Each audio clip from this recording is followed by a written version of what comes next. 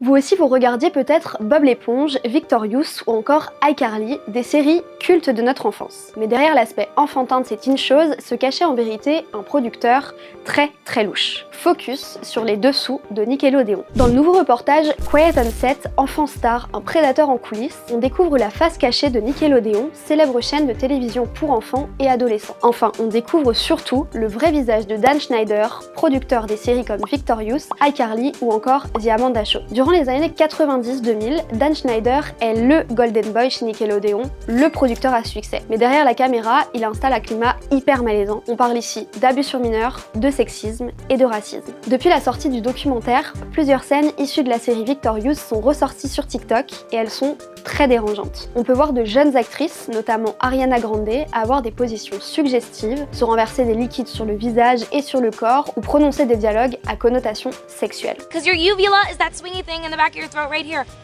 Dans d'autres séries comme iCarly, énormément de scènes mettent en avant des pieds, comme ici.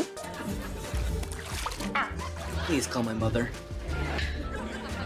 Bien creepy. Une autre vidéo a également refait surface, on y voit Dan Schneider dans un jacuzzi avec l'actrice Amanda Bynes de l'émission The Amanda Show. À l'époque, elle n'a que 13 ans. Dans son livre paru en 2022, Janet McCurdy, star de la série iCarly, relate d'abus commis par le producteur. Elle dit avoir évolué dans un environnement toxique sous la coupe d'un homme méchant qui voulait avoir le contrôle. La révélation la plus importante du documentaire est peut-être celle de Drake Bell, l'une des vedettes de Drake and Josh. Lui n'accuse pas directement Dan Schneider, mais un ancien coach en dialogue, Brian Peck. Il a d'ailleurs été condamné en 2004 pour acte obscène sur un enfant et copulation orale sur une personne de moins de 16 ans. Concernant Dan, plusieurs plaintes ont été déposées contre lui en 2018, mais il n'a jamais été inculpé. Peut-être que ces révélations permettront enfin de faire réagir la justice américaine. Focus, c'est fini pour aujourd'hui. N'hésitez pas à partager la vidéo si elle vous a plu. On se dit à la prochaine. Bye!